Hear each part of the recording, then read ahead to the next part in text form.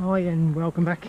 Unless this is the first video you watched, my name's Tim. I forgot to mention that last time. I'm doing training for Camino de Santiago.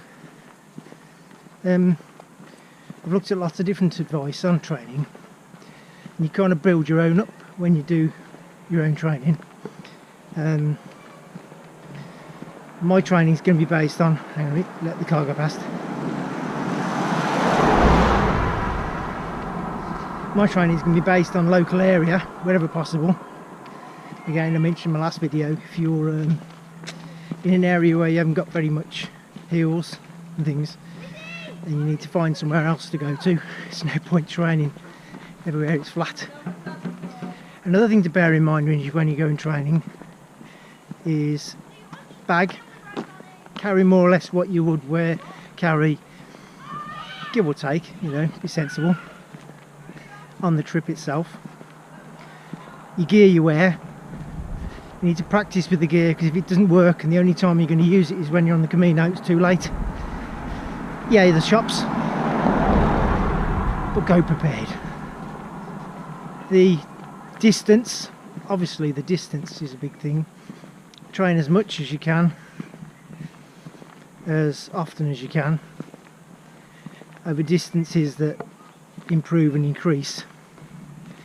Don't forget as I mentioned, the terrain, highs, lows, bit of road, bit of forest, bit of climbing, not physically climbing, you know, walking up hills, you know. The weather, big point. It's no good picking decent days to go on, nice and cool and gentle. You've got to pick days where it's boiling hot like it is today. It's about 31, 32 today. Then you've got to pick days where it's rainy, and then you've got to pick days where it's cool and starts early in the morning. And bear in mind, all the training you're going to do, are you going to get any training in where you actually walk in the second day afterwards? So it's no good doing a long 15 miler and then you rest for a week and a half. You need to bear in mind the second day you're going to be going again, and the third day going again.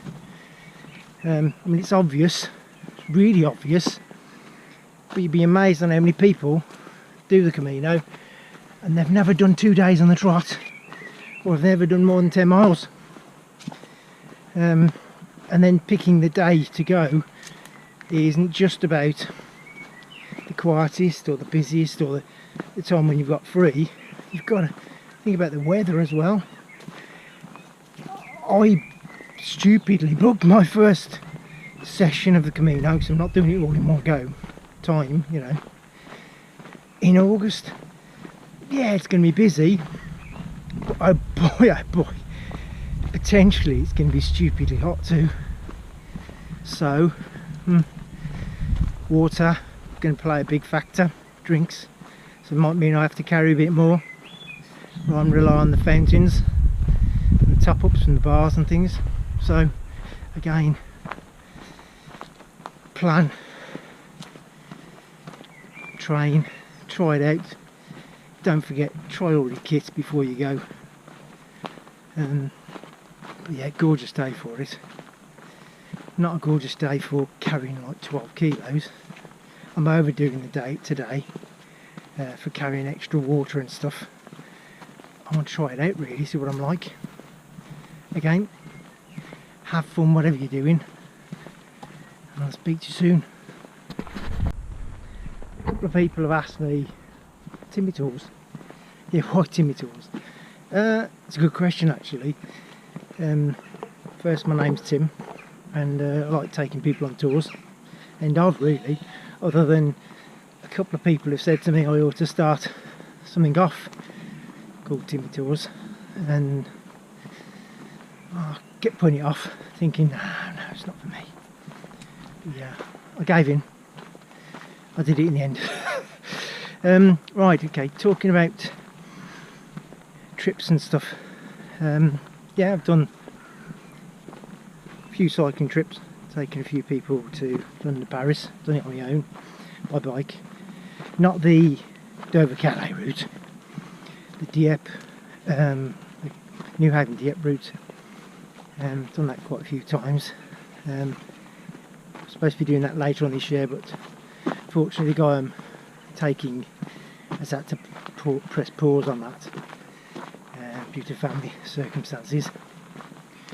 I hope he's alright really. But yes, take on any kind of challenge to do with somebody, help organise it. It's part of what I do really. I enjoy organising that. I don't take any funds for it at all. That's not part of me. It's not part of what I do. I just enjoy being part of it. I can just arrange it for people to do for themselves, and I don't have to take part at all. I can't go on every trip. No, work demands some time. Family demands plenty of time. So no, I can't go on every trip at all. I do plan to take Lily, my daughter, with me at some point, doing some trips. I've told her that I'd like her to do London Paris with me, and although that sounds a bit daft, she's 9, nearly 10. I think she'd love it. Again, the walking side, I think she'd do the Camino too, but it's one of those really, isn't it, you know. We'll see. Yeah, but anyway, I'll keep going on about it. It's a fantastic day. Scenery's great. Currently over by, I don't know if people know, I'm currently by Hagley in the West Midlands. You can tell by my accent I'm kind of Birmingham based person, but it just goes to show Birmingham isn't just a city like most cities in the country, you know. They have got an outskirts and an area where there's lots of places to go and walk, thankfully, and I live very not far from them. So yeah, thanks.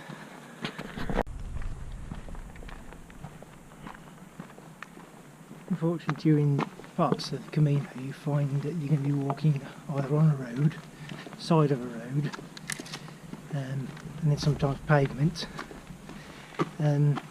It's good to remind yourself that the correct side of the road is walking towards ongoing traffic, so you can see there and you know that when they're moving out the way that they've seen you, and if not, you've got a chance to move.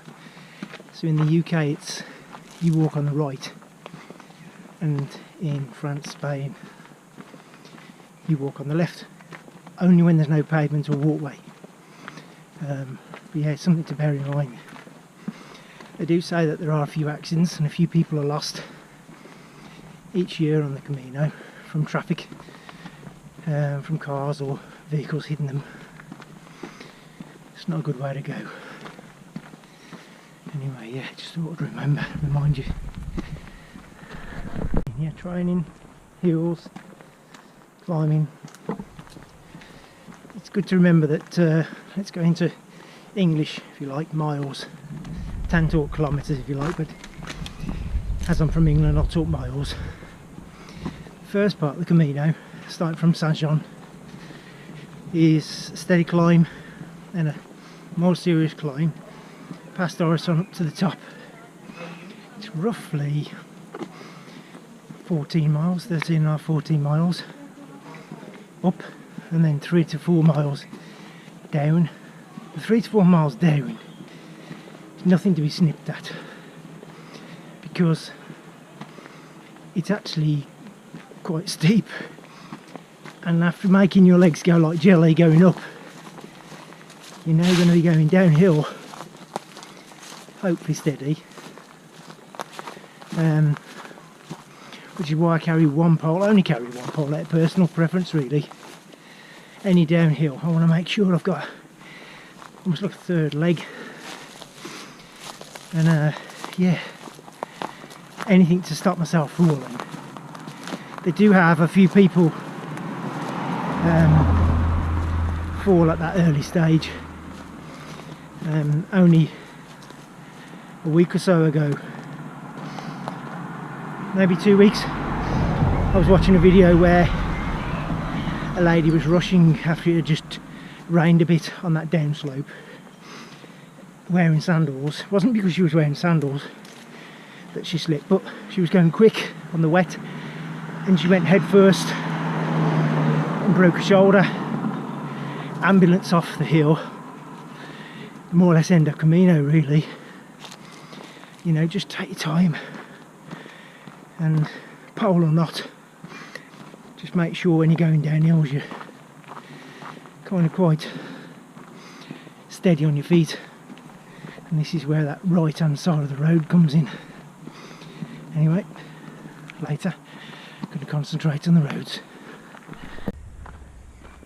On the conversation of training and equipment and things like that, a lot of people talk about shoes and what you would pick.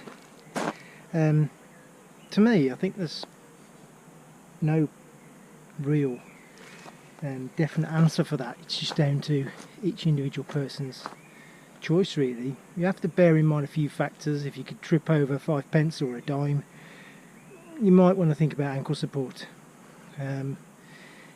But then again, if you are a person that does much sport, so they're in trainers quite a lot and they might do running and things, then something more like a cross running shoe. If you're not into either, I definitely recommend you trying completely wearing a pair for a long period of time, going shopping in the house, and to make sure that you are comfortable in what you're wearing. Me, I went for approach shoes. Approach shoes are kind of mini hiking, climbing shoes, but they're slightly lighter based. I mean, mine are Burgos shoes. Admittedly, I wouldn't have chose black, it's just what was on offer at the time. Black, again, doing Camino, I'm doing Camino in August this year, and I'm thinking with the additional heat and a black shoe, I'm going to put my feet to the test. Definitely merino socks, no questions.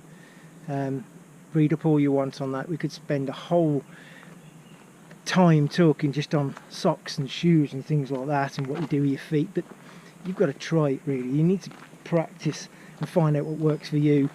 Read up and have a look at lots of different people's ways of doing it, but definitely there is no one answer, definitely no one answer, because one person's left foot will react differently to their right foot. So how do they think that one person's advice on both of their feet is going to fit yours? It's not going to work. You've got to try it. But yeah, shoes, it doesn't have to be expensive ones. I've seen people doing it in lightweight trainers, although I wouldn't recommend that.